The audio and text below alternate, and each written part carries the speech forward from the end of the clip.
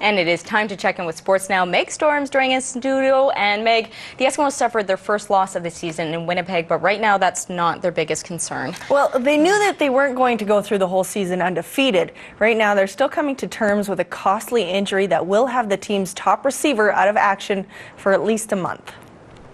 I talked to him the day after, and we were hanging out, so he said he's feeling a lot better, which is good. Amazing to see Fred Stamps up and about today in a Winnipeg hotel. The slot-back underwent emergency abdominal surgery on Saturday due to internal bleeding. No specific details on the injury yet, but Bombers defensive back Jonathan Hefney said he accidentally kicked Stamps in the groin area. It happened on the first play, but Stamps stayed in for the whole game. He's a phenomenal human being, phenomenal athlete with a high pain threshold, having to pay. He kept saying to us he had some abdominal pain.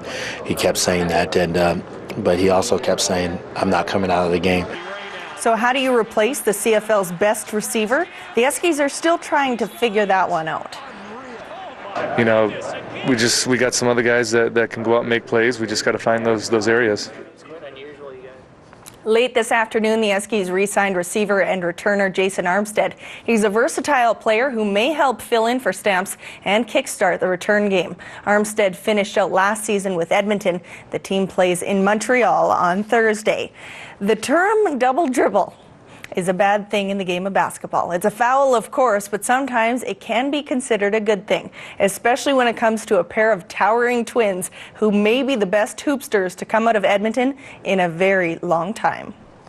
I don't really treasure trophies. No, really? Just, memories. Medals and trophies don't mean much to the Plouffe sisters. They're accustomed to receiving awards. The bottom line is those kids can score. We don't have many kids in our country who can do that. Expect big things from them now and in the future. A familiar refrain from local basketball coaches at the time. We first caught up with the Plouffe twins 3 years ago when they were just starting to emerge as the best female basketball players produced in Edmonton in decades. I'd say so. We're pretty good. Yeah. The twins returned from Chile last week where they played for Canada at the Women's Under-19 World Championship. The gyms we played in were very cold. Oh, yeah, no heat. But the Plouffes cranked up the heat on the floor. Michelle finished second in team scoring, Catherine fourth, as they led Canada to an 8-1 record.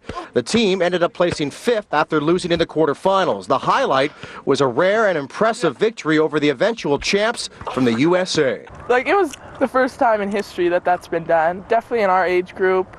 And there was one other time that any Canadian team has ever beat the U.S., so we kind of made history a little bit. After a year apart, the sisters managed to rekindle that special court connection. There's still a synergy there? Still? Yes, the synergy. But that special bond has side effects. I mean, we just lost the wrong game. Sorry to interrupt you. You guys still finish each other's sentences, eh? Yep. Yeah.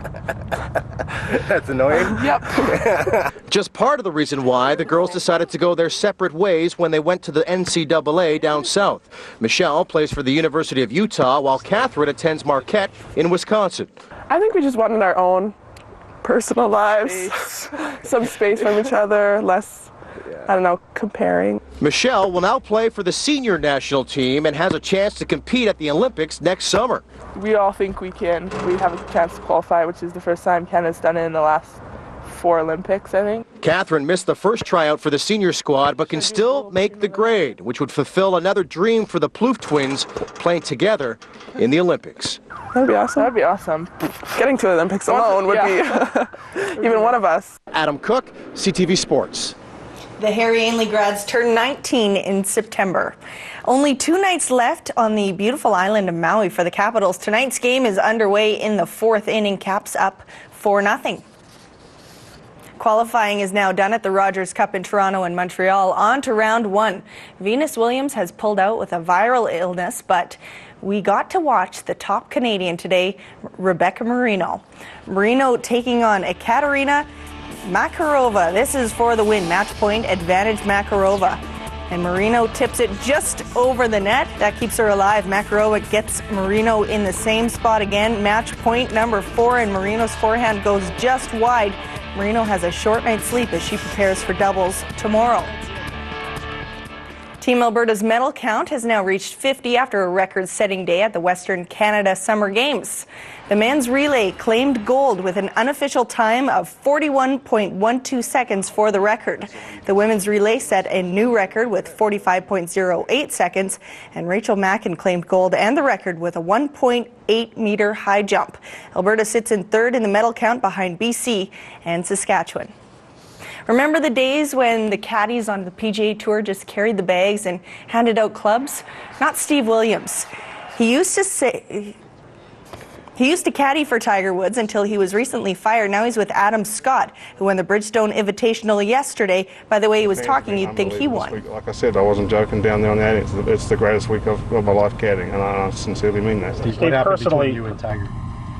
You left to ask Tiger that. I mean, I was absolutely shocked that I got the boot, to be honest with you. I've caddied for the guy for 13 years. I was incredibly loyal to the guy, and I got short-shifted. Williams says Tiger fired him over the phone. He held the clubs while Tiger won 13 majors and posted 72 wins worldwide during their 12-year relationship. And it's time now for the CTV Super Plays. We start with Eskimos' Fred Stamps, who took a nasty knock in a very sensitive area, but still managed to do this against the Bombers. Ricky Ray now, 12 seconds left in the half to Fred Stamps. He's got it! Not a night, not a game goes by without Fred Stamps doing something absolutely ridiculous. 2nd and 11. Pierce avoids it. How did he get away? But Pierce to the 30, to the 20. Could he score? Yes! Down the left field line, Robinson giving chase at the warning track, reaches up, goes into the stands and makes an unbelievable catch. Mooney again, it's Nanny played in by Cleverly. Brilliant finish, wonderful goal.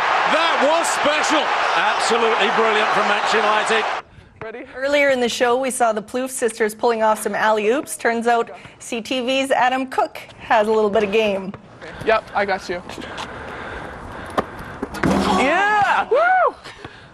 The Plouffe sisters may have an easier time reaching the rim, but Cooks makes it look oh so good.